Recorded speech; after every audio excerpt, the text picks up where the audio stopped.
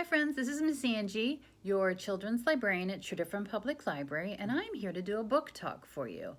I read this book the other day. Sorry about the glare. It's called Show Me a Sign. It's a new book that we just received a couple weeks ago. It is a historical fiction book, meaning it's a story that's not true. It could happen, but it's a story that's not true, and it takes place in the past. The author's name is Ann Clare LeZotte, and the author is, not only is she an author, she's also a librarian, and she's deaf. So she has been writing books about being deaf in the world for some years right now. But this story, Show Me a Sign, is about a young lady who is deaf, and her name is Mary Lambert. And I'd like to read a part of the beginning. They call that a prologue. I'd like to read a part of the beginning of the book to give you an idea of what the story is about. Every small village must think itself perfectly unique. I know there was not another like ours in America in the year of our Lord, 1805. For those who take hearing and speaking for granted, our way of life may be hard to understand. You may be fooled into believing that Chilmark on Martha's Vineyard, where she lives, an island south of Boston, is a fancy of my imagination, or the lost paradise of the English captain who named the land after his daughter was seeking long ago. I've tried to be true to every detail and do justice not only to my friends and family, but also to my enemies. It was the stranger invited to our shores who changed my view forever.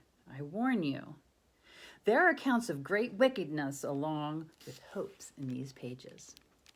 As for my mastery of the language, I will remind you that not every writer comes to English from the same direction.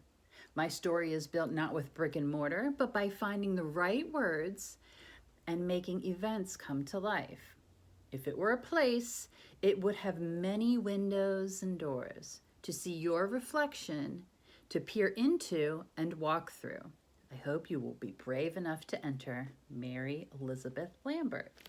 And she is the young lady who is the main character in this book, Show Me a Sign. Mary Lambert lives, as mentioned in the prologue, she lives on an island on Martha's Vineyard, and the year is 1805.